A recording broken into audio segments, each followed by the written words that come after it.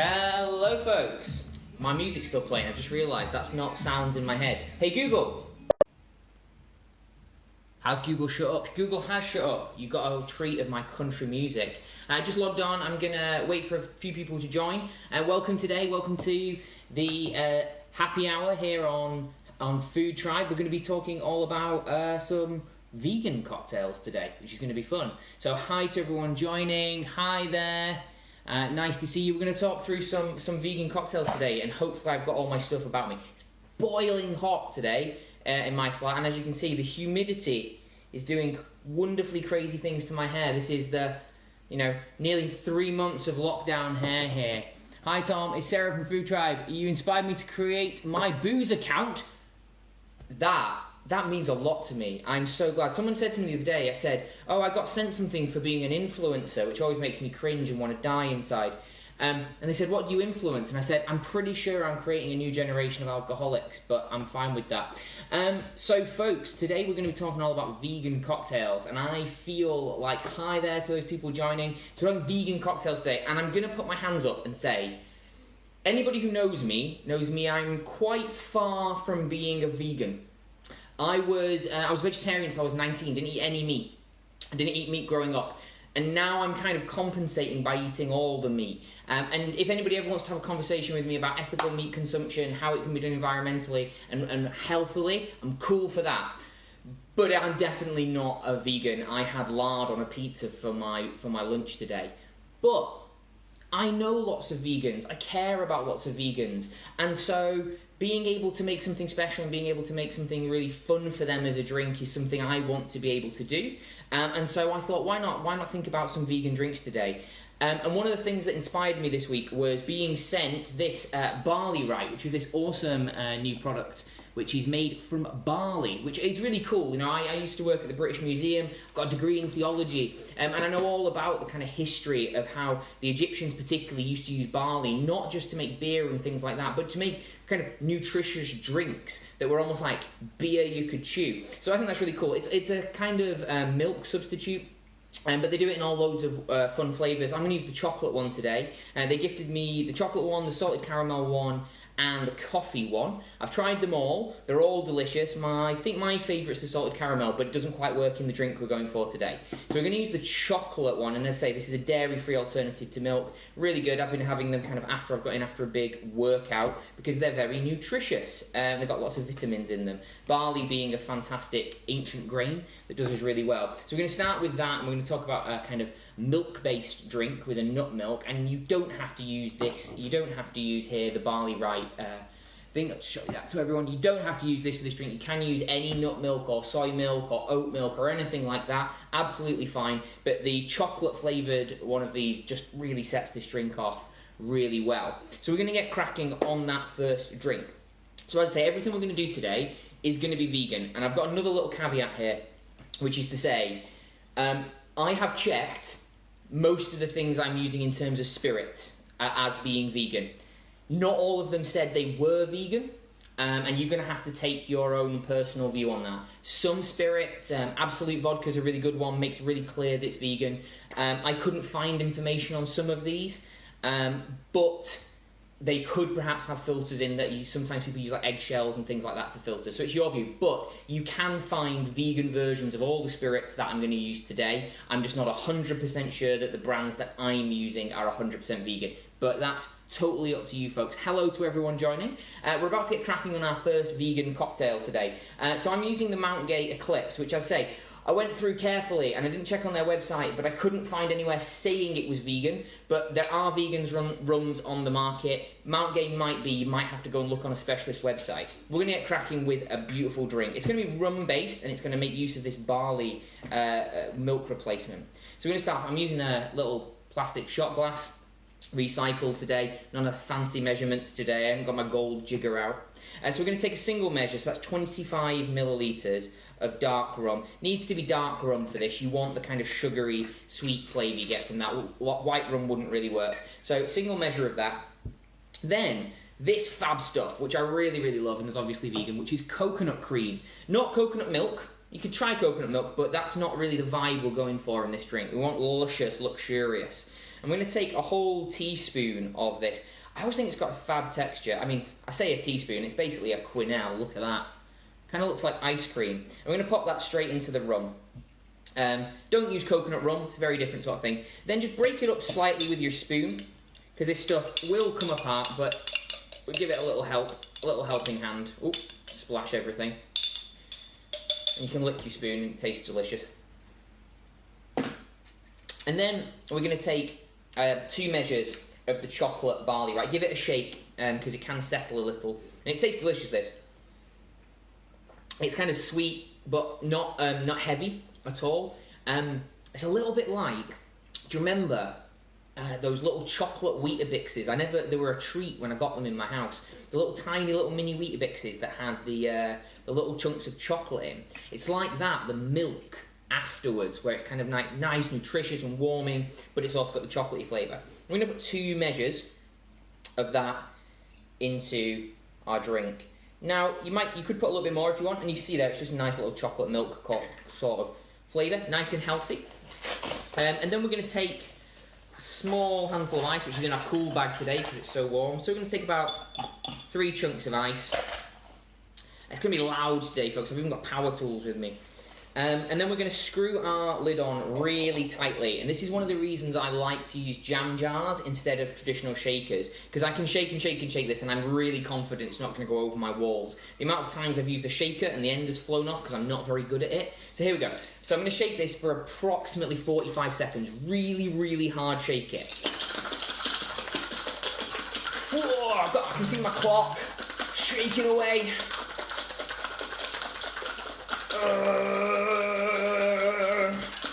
There's 20 seconds. You can see my mad, humid hair shaking away with it. Oh, we're nearly there. I haven't done any exercise today, so this counts. I'm not going on a daily walk, so I'm here with you folks. Woo! Had a day off today, folks. I'm back at work, working on Sunday. So I've been preparing for you folks all the time. Oh, 5 more seconds. Oh, I'm making some good signs. Shake off. Yeah, exactly, the Great British Shake Off. Whew. Whew. Right. Now, what we've done there is we've emulsified some of the proteins that are both in the coconut cream. And you'll see here, folks, look, I'm going to show you the coconut cream. I didn't mix it in. See, there is coconut water down at the bottom there. I didn't mix it in and make it liquid. I took that really concentrated stuff off the top, which I like to do. If you prefer it a little bit more liquidly, you can do that. So, I've got my glass here now. If you want, no reason you can't drink it straight out of this jam jar. I quite like to sieve it. So, not serve it on the rocks, but take it through. And part of the reason for this is it can just smooth out and help with that emulsification. And just give it a little tap. And you see here, some of the bits, we can tip it, there you go. Some of the bits of the coconut cream that didn't quite emulsify, they're going to get caught by the sieve. Otherwise, they're going to end up in your drink. So then, what you have here is a beautiful kind of hard shake, a chocolate kind of milkshake with rum in it. And I've called this, I gave a little hint out on Instagram earlier that I was making this drink, called it the Bounty Bar, because that's what it reminds me of. You've got the chocolate, but it's not a lot of chocolate, it's not deep and heavy chocolate flavour in a Bounty Bar, and then that sweet desiccated coconut, and that's why you kind of need that sweetness from the Mount Gay, that caramelly sort of flavour of a kind of cooked desiccated coconut. It's not the most elegant drink, it's brown. Yeah, there you go. But I have no problem with a brown drink. So cheers. Quite a heavy one for me to start off with. But it's creamy, it's delicious. And one of the things I quite like about it as a kind of, as a creamy drink, it's not heavy. And the barley, the barley rye, this fantastic product here, because it's not made of dairy, it doesn't sit heavily on the palate. It doesn't sit heavily in your stomach. And I actually am lactose intolerant. So I do eat milk and cheese. You've seen me make cheese cocktails, of course. but I should minimise the amount of milk that I have. So something like this, which sits really brightly on the palate, it's not refreshing because it is chocolate and coconut, but it's not cloying and heavy and sickly like sometimes if I made this drink with a Baileys, like a chocolate Baileys, it would coat the mouth. It doesn't do that. It's quite refreshing and nice and cold, which is fab right now. Okay, folks, you've got to bear with me for 2 seconds because I need the sieve for another cocktail, so I need to quickly just rinse it out because we don't want coconut in that one. So entertain yourselves for 2 seconds.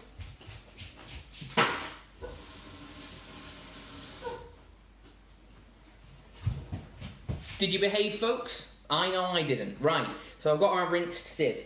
What are people drinking today? It is Friday, and a lot of people are back at work. If you're anything like me, I've been back into work 3 days a week, but back at work all the time now. I work at a public attraction.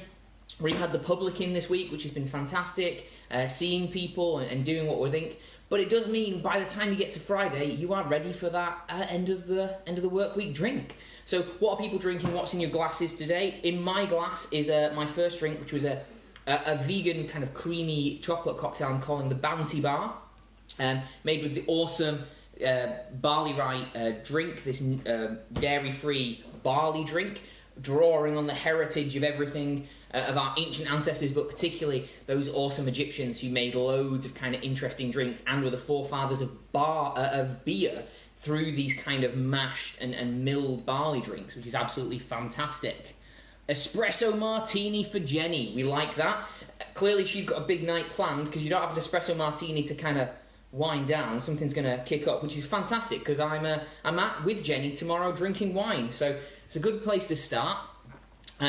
Thinking coconut milk, rum and pineapple juice with grenadine. Go for it. That sounds fantastic. Of course, folks, pineapple juice is fab in some of these cocktails, particularly in making some kind of emulsifications and things like that for vegan cocktails. Something naturally would recommend you look up.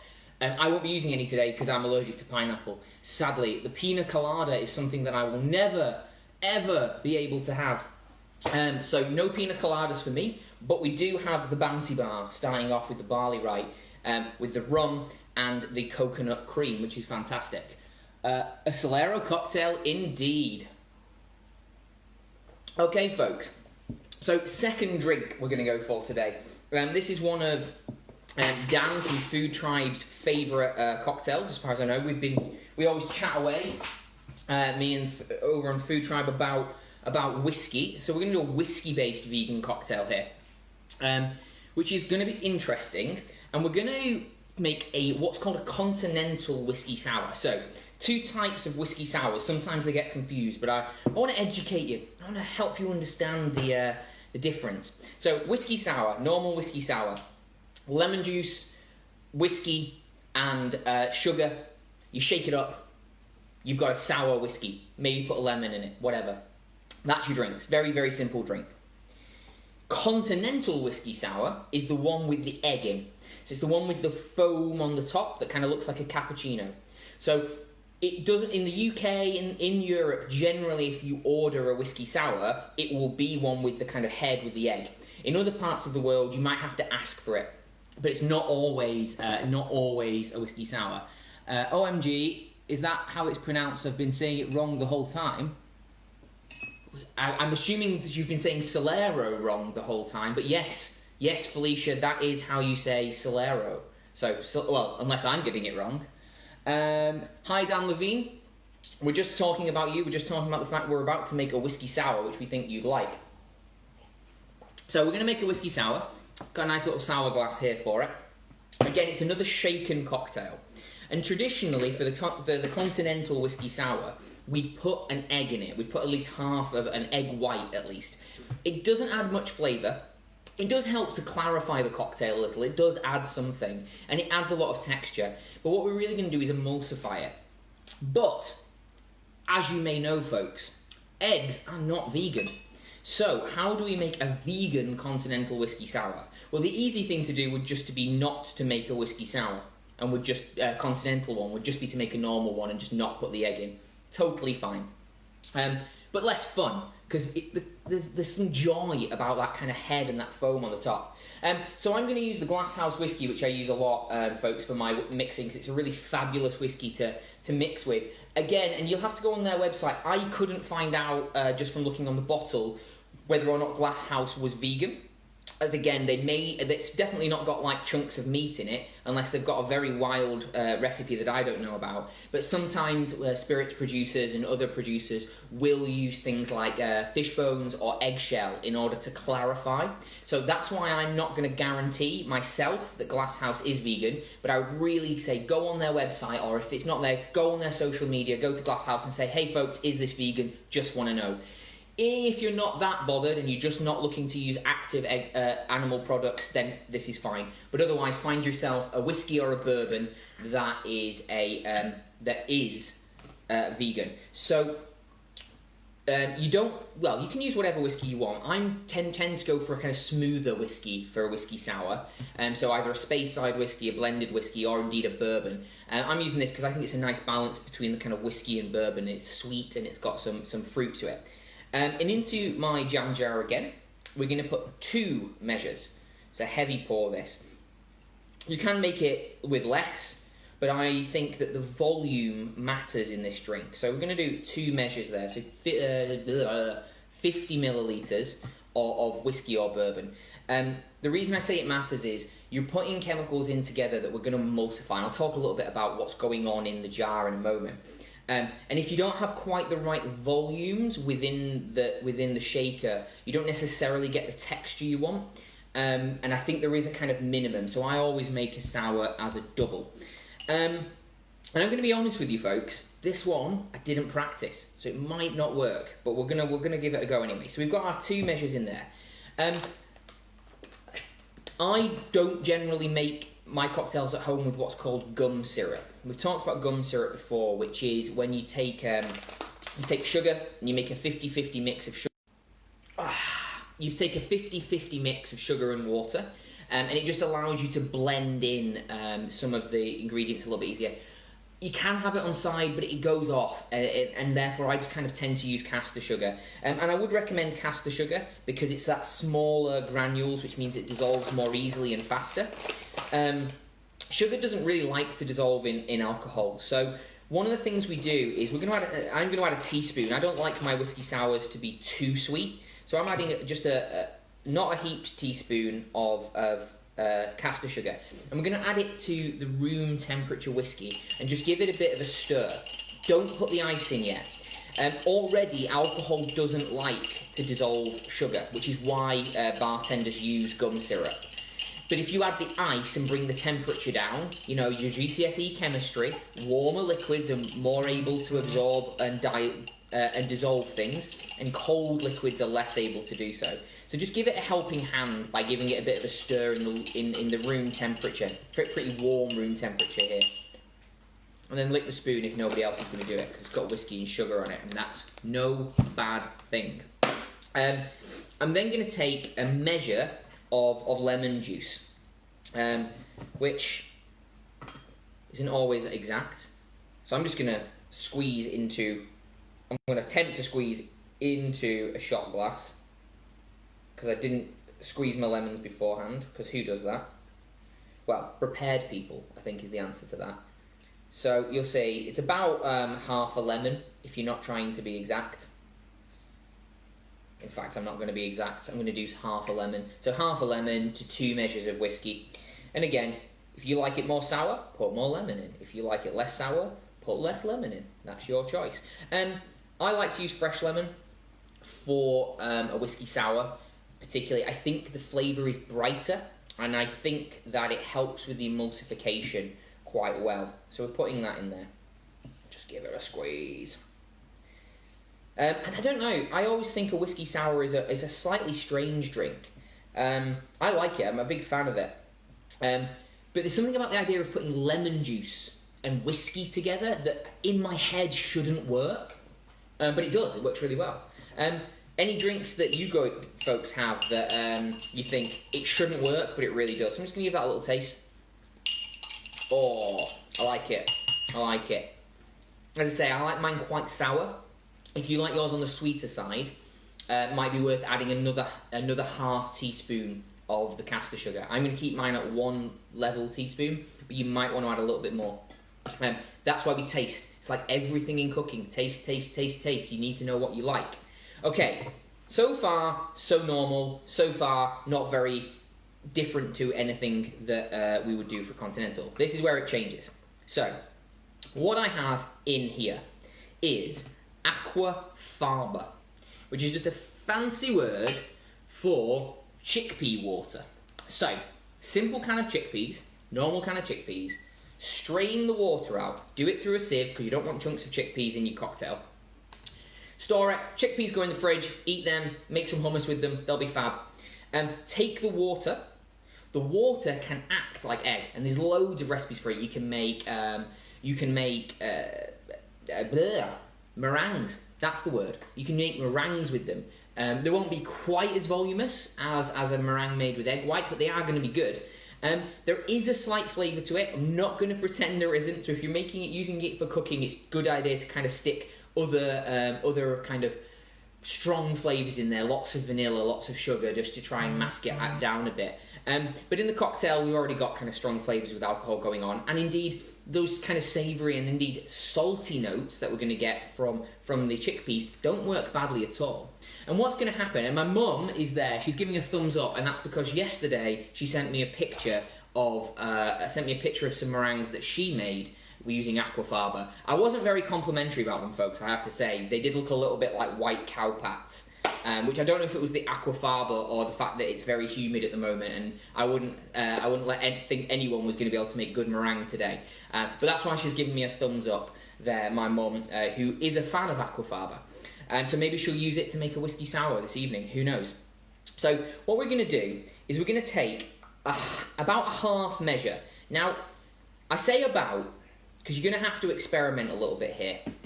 Not all brands of chickpea water are going to give you the same thing, because it does depend on how it was put together. I find about the same volume of egg white to aquafaba works. So I'm putting a half measure in there. This might mean that I don't get a lot of foam. I have never bought the East End chickpeas before, but it was all they had in Waitrose when I went. So I'm going to only put a small amount in, and then I'm going to give it a little bit of a shake, see how it's going, and then I might add a little bit more.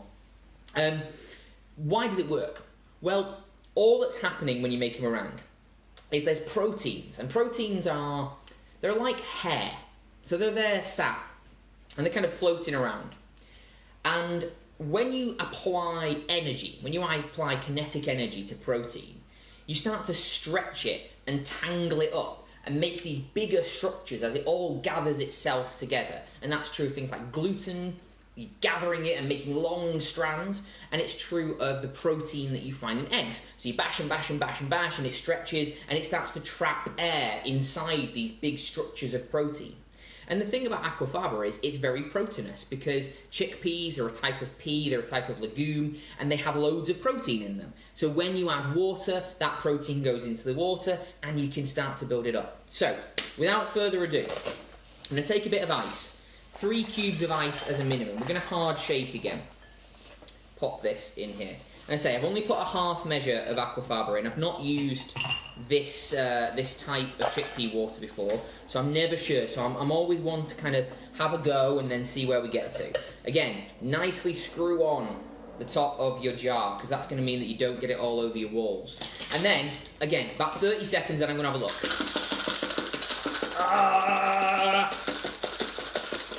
I feel like I should be on JML. This is the shake weight. And as you can see, I don't really do arm day very often. We're getting there. And yeah, we are getting a nice texture. I might add a little bit more of the aquafaba, just a touch more, not a lot. Put another. So I've used about 3/4 there of 3/4 of a measure. So 3/4 of a 25ml measure. Go, hi to those people joining. We are doing vegan cocktails today. And obviously a lot of cocktails are vegan. There's something very much vegan about a martini. But what we're doing here is cocktails which are not vegan usually, and we're making them vegan. So what we started with was something we called the Bounty Bar, which used this awesome nut replacement drink called Barley Bright, chocolate flavoured one of the Barley Bright, so a nice kind of really robust flavour, really rich with chocolate, and we mixed that with coconut cream and rum to make a kind of hard shake, basically, a hard milkshake, which was fab. And now we are just in the final stages of hard shaking a whiskey sour continental. Whew, lot of shaking today. Again, I'm going to strain it through a sieve, and again, the reason I'm going to do this is it's going to help to form those bubbles. It's going to make those bubbles be the kind of uniform texture. So we're going to pour it through. Oh, there we go. Let's give it a little knock. It also means you catch any of the bits of lemon. And the lemon's really important here for the texture, because the acids in the lemon work on those proteins and help to form those long strands that we were talking about, which is really good. So, you can see here, we're not quite finished yet, but we've got a beautiful white, and it's going to start to settle out now as we're talking. So I'm going to keep talking to you as it settles out, and we're going to get that beautiful head on the top. Now, whiskey sours, often people put cherry, often people put a curl of orange, but that's not actually traditional. Traditionally, the sour has nutmeg, and I really, really suggest that you do that. Nutmeg is a really fantastic thing. It really works with the lemon in an interesting way.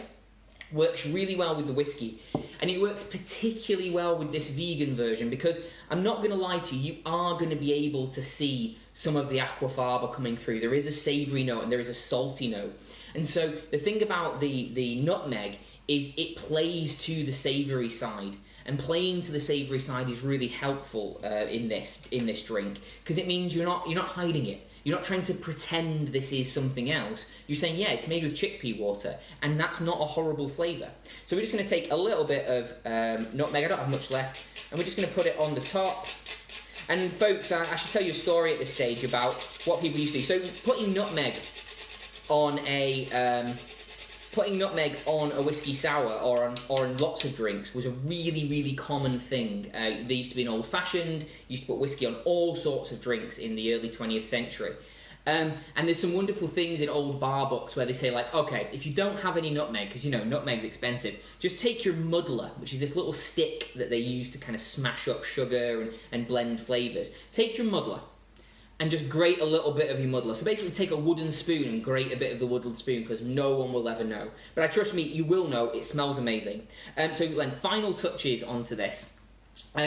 Angostura bitters is the usual thing. You add a dash of Angostura bitters, and often you add it at the end over the top, so that you just get a kind of a colour sitting on the top of that foam. I could not find if Angostura bitters was vegan. They do not share their ingredients very readily, and I wouldn't even begin to know how to say that to you. What I can say is my own bitters, my homemade bitters, they are vegan, because they're made with a vegan vodka, and they're made with plants. So what I would say is, if you go to the Food Tryb website, there is a guide on how to make your own bitters that was done by me. It'll talk you through the different ways you can make bitters. Ones I'm going to use today is bay leaf bitters, which I think is fab and herbal and savoury. Sage bitters, which again, herbal and savoury, which is going to play to the chickpea. And thyme, herbal and savoury. And I'm just going to have a dash of each of these. So a dash of the thyme. And again, we do kind of want a bit of the colour, and we're putting it in through the foam. Angostura obviously has quite a bright colour, and that dyes the foam. We're putting them in kind of 3 quadrants, which will just add a degree of complexity to this drink, and add another kind of fresh note to it. So here we have it, and you'll see now we've got our nice foam, and we haven't got too much of it because we didn't use too much of the aquafaba, but it's a really fab texture, and we put that kind of then the nutmeg on top. I'm going to leave it sit now. If I die and keel over, we won't know. Oh, yeah. Oh, that's fab. And aqua faba, it's faba. I mean, it's a whiskey sour. Whiskey sours are refreshing, but they've got a richness to them. You can sip on them. And the texture that you get either from the egg or the aquafaba, depending on what you use, it adds a richness, again, without being heavy. So in the same way that the barley water, sorry, not barley water, the barley bright, I'm thinking barley water like I was like 7-year-old. The barley bright added that kind of rich texture without the heaviness of dairy or without the heaviness of egg. The same thing happens here. So it's really bright, it's refreshing, but it feels quite grown up. As I say, I like my whiskey sours really on the sour side. So I only had a little bit, I only had that kind of level teaspoon of sugar. If you prefer them on the sweeter side, you put some more sugar in. There's no judgment here. But what I would commend to you, what I really, really would ask you to do is please, please, please, please use nutmeg. Nutmeg is so good in a whiskey sour. And the cherries are fun, and you can put your cherry in as well, but please use the nutmeg because it's going to make it really delicious. So there you go, fab. I'm going to kind of have a sip on that. I'm going to pause here for a moment, folks. I'm going to dash to the sink again because I need to use my sieve a third time for our third drink today. So you've got about 5 seconds while I rinse my sieve to have a little think about any questions you might have about some of the drinks we've talked about and some of the kind of vegan concepts that are going on, or maybe why some of your drinks that you think would be vegan actually are not, and I can talk through why some of that is the case. So put your thinking caps on, you've got 5 seconds.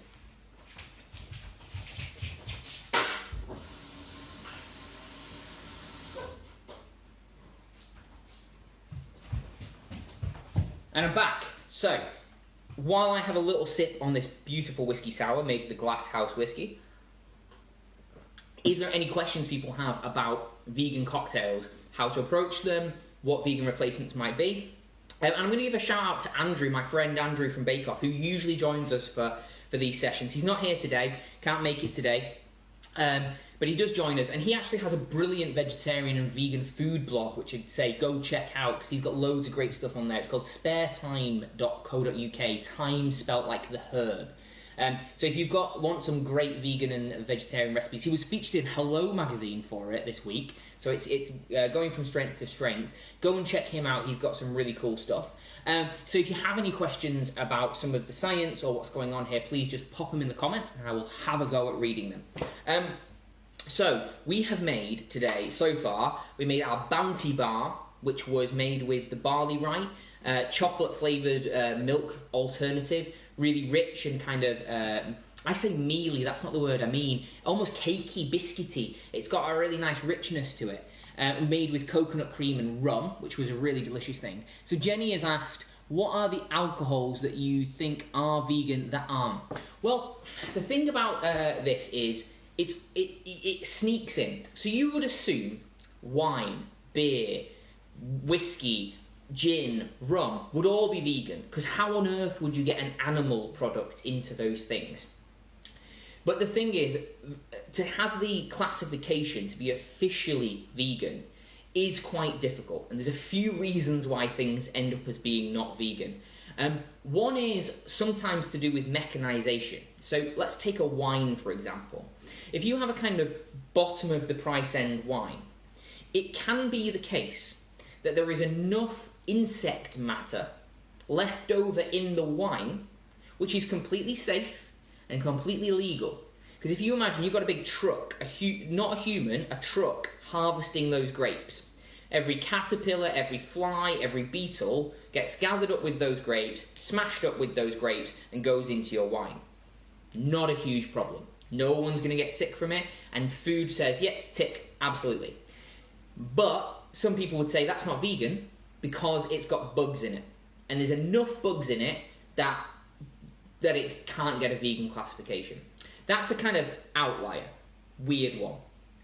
The majority of cases that makes alcohols not vegan is to do with filtration.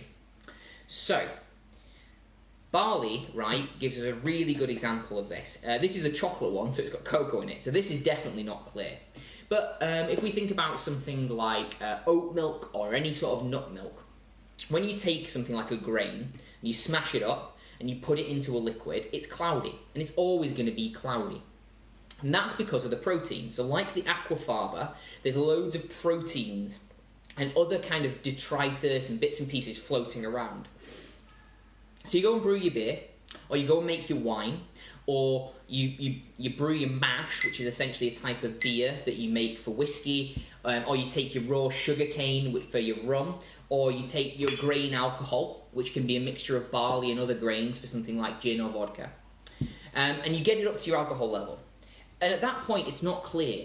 It'll be cloudy. Even if it's a little bit clear, it'll still have sediments and things in it. So what companies do, and they've been doing this for thousands of years, is they've got to find some way of filtering it.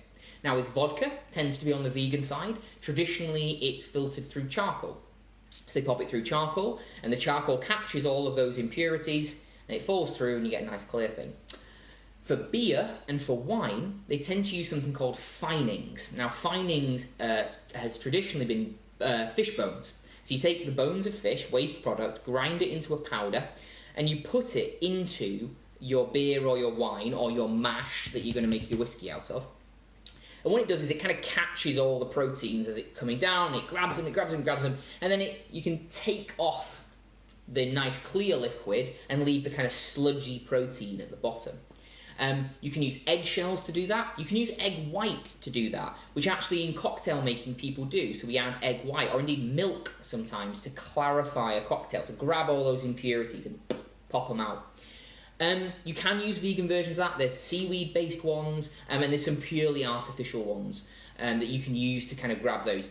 But the traditional flavours people go for, and those kind of particularly kind of traditional ways of doing things, not everyone's changed. So that's what I say about it. It's not vegan, but it's not because it's got animal products really in it. It's that it has touched and interacted with animal products, and therefore they can't get a certification as a vegan. Because if you imagine, and I know plenty of vegan friends who, if I said, here's a vegan meal, I mean, I did put fish bones through it, but it's still vegan, would not be very happy with me and not very happy with that meal. So we do have to be sensitive to this. But it isn't the case that someone's coming along and kind of dipping steak in it. Now, if you want another situation, I'll happily do a thing about how you put meat in cocktails. And my lard washed Negroni is fantastic, but not what we're doing today. Okay, so I'm going to take another sip of my vegan continental whiskey sour. Go make this, guys. It's a Fab Friday drink. It's a bit festive. It's got the foam. And we made that with the aquafaba, with glasshouse whiskey, lemon juice, sugar, 3 of my homemade bitters. I used bay, thyme, and sage, and we shook all that up. So I'll go through those again at the end. Right, 3 measures in. This is where it gets interesting, because I'm going to pull out the power tools. I know, madness. So, next drink I wanted to make is a Clover Club. So a Clover Club is another classic egg-based drink. So we're going to use the aquafaba again. The Clover Club is traditionally made with raspberry syrup. I'm not going to use raspberry syrup, partly because I don't have any, couldn't find any, and couldn't be bothered making it. What I have got, which I have commended to you before, is frozen raspberries. So I've got a kind of big handful of frozen raspberries here. Frozen raspberries are fantastic. If you're doing cocktails, there is absolutely no need to use fresh raspberries. It's just a waste. Fresh raspberries are for eating and enjoying in the sunshine. They're not for smashing up in cocktails. If you're making cakes, frozen raspberries. If you're making mousses, frozen raspberries. They're fresh, they're delicious, and importantly, they keep in your freezer for ages. So I always have a stock of frozen fruit in my freezer. These are my frozen raspberries. We're going to make a Clover Club. Keep them frozen, don't defrost them, because we're going to use this kind of cold temperature of them in place of ice. So I've got a kind of large handful, pop them in, and I'm going to use this Fab gin. This is Beefeater. It's not standard Beefeater, it's Beefeater London Garden, which I should admit, folks, is based on the garden where I work, the botanic garden where I work. So it's a botanic garden in the centre of London where the Beefeater distillery used to work. And this was a partnership where they went in and kind of got inspired by Chelsea Physic Garden. And so this is the gin that they literally sell in the gift shop at work, which is why I've got it. So just to let you know the reason I've got it. But it's a Fab gin. It's really light and floral. And it's got a lemon, It's lemon, verbena and thyme, which really lifts it. So it's not your standard Beefeater, and I would say what you're looking for in a Clover Club is something with a little bit more of a kind of herbal note, because it's going to play against the fruit of the raspberry. And raspberry is a sweet fruit, but it also has that kind of herbal edge, and if you can pull that out, it's going to be really fab. So we're going to again go for a double measure, so 25ml, 2 25ml, so 50ml into a handful of the frozen raspberries. Okay, so it's a big drink, this. And by this point, I'll have had 5 measures.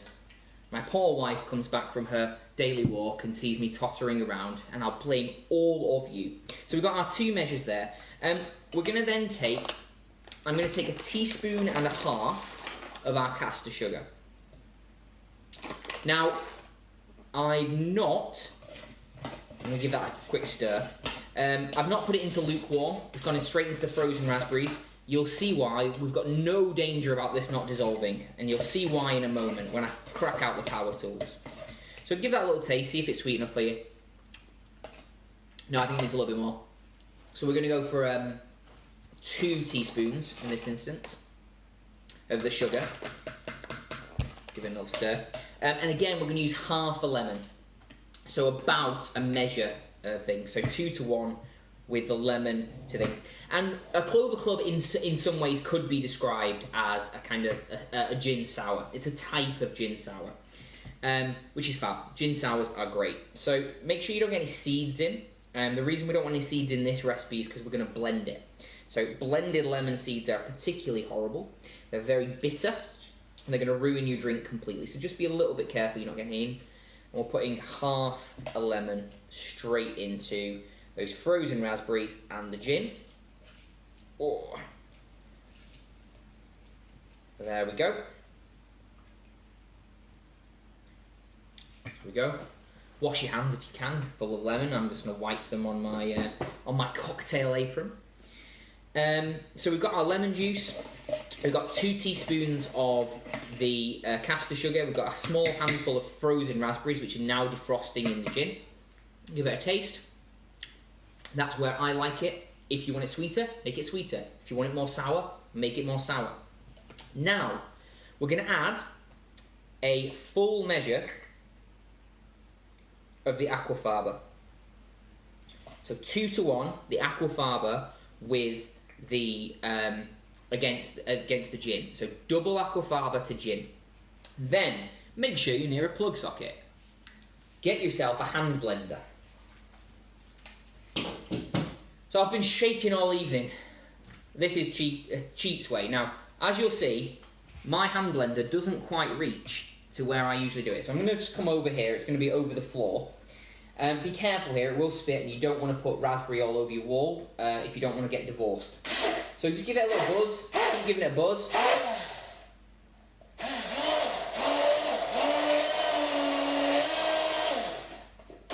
What we're doing here is blending.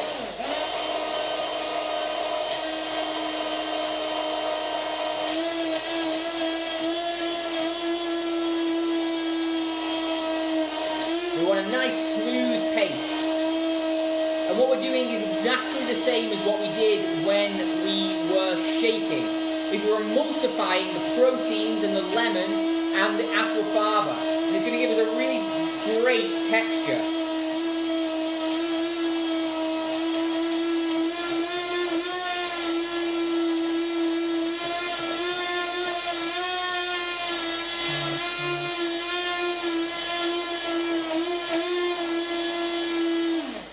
So, once all of your raspberries are completely blended, pop that here so we don't stain anything. You can, there we go, things falling off. If you want to drink that now, it's like a smoothie, like a beautiful alcoholic smoothie. I want to strain it a little bit. I don't really want seeds and things in this drink. So what I'm going to do is I'm going to take it, and you'll see there, it really is a smoothie. It's a raspberry, gin, lemon, and aquafaba smoothie. But I'm going to pop it through our sieve. And it's still going to be thick, folks. This is definitely a drink with a bit of heft. You need to chew it a little. And we're just going to pop it through. And it's a good idea to kind of tap it as it comes through. And the aquafaba has given us a texture here, so it gives us a thickness, which is really pleasant in this drink. So giving it a tap, and that just really helps it drop through, and it helps regulate the bubble size. So the bubbles are a nice, regular size, which gives us a nice uniform foam on the top.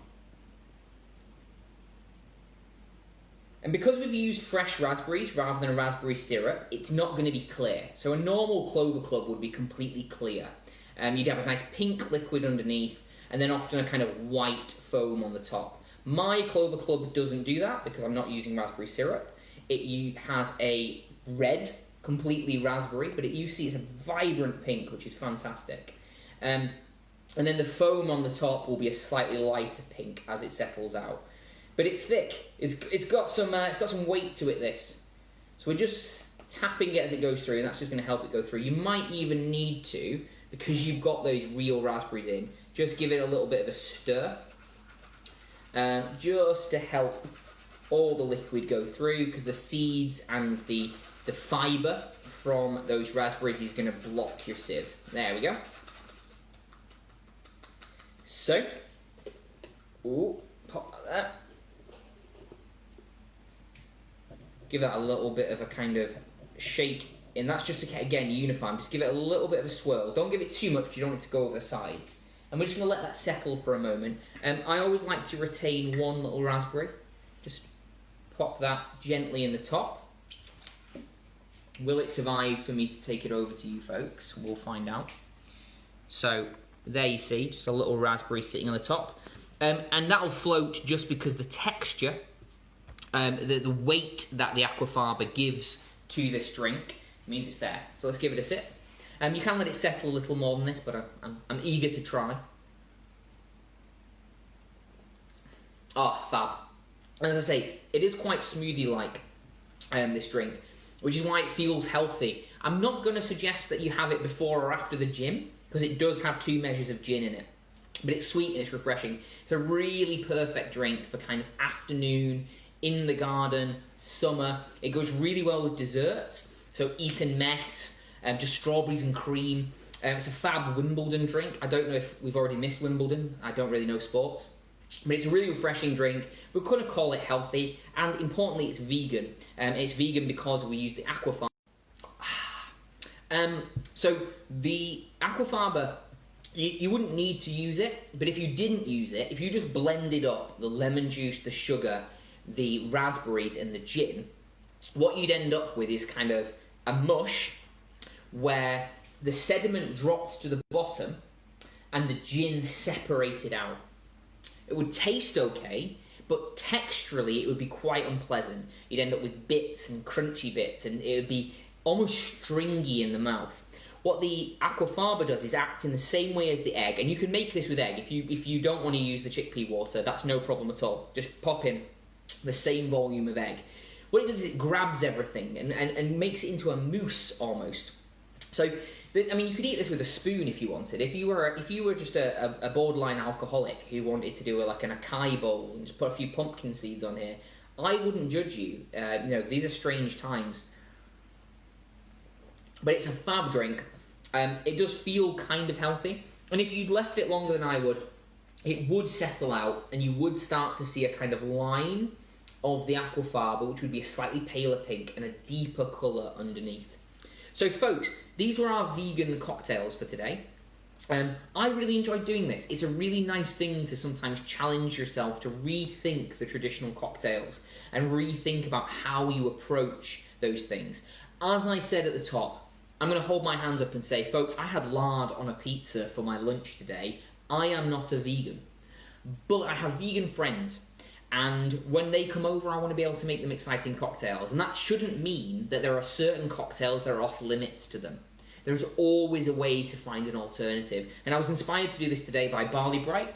Fab guys, they sent me these Barley Bright milk replacement drinks, which is fab because I am lactose intolerant. So my wife will thank you for the fact that I've not been drinking milk all week because I'm a terrible lactose intolerant person who just eats cheese and drinks milk all the time. And we started off by making a drink out of this. We called it the Bounty Bar. So we used 2 measures of the Barley Bright chocolate version, or they do a salted caramel and a coffee version as well, which are both great. And we mixed that with a heaped teaspoon of coconut cream, and we used the coconut cream right from the top of the jar. We didn't mix it into the coconut water, so we made the really concentrated stuff.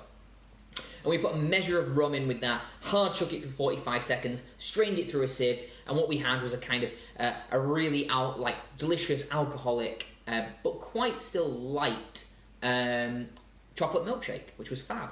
Tasted like a Bounty bar. Then we moved on to a traditional cocktail with eggs in it, and we reflipped that around using aquafaba to make a whiskey sour. So we used glasshouse whiskey. We used 2 measures of glasshouse whiskey. We used 2/3 of a measure of aquafaba. But remember, folks, when using aquafaba, which is nothing more than the water from the inside of a chickpea can, you do need to kind of play with it and understand, because different brands will respond in different ways depending on how they've been manufactured. We put a teaspoon of sugar with our 2 measures of whiskey, our 2/3 measure of aquafaba, and then the juice of half a lemon. And we hard shook that for about 30 seconds until it went nice and foamy. And we poured that through a sieve into our glass. At that point, we took a grater and we put some nutmeg on top. And that's the thing I want you to take away. Please put nutmeg on your whiskey sours. That is the right thing to put on a whiskey sour. And we added some bitters. I add sage, thyme, and bay bitters. Traditionally, it's Angostura, but we just don't know if Angostura is vegan. You'll have to find out yourselves.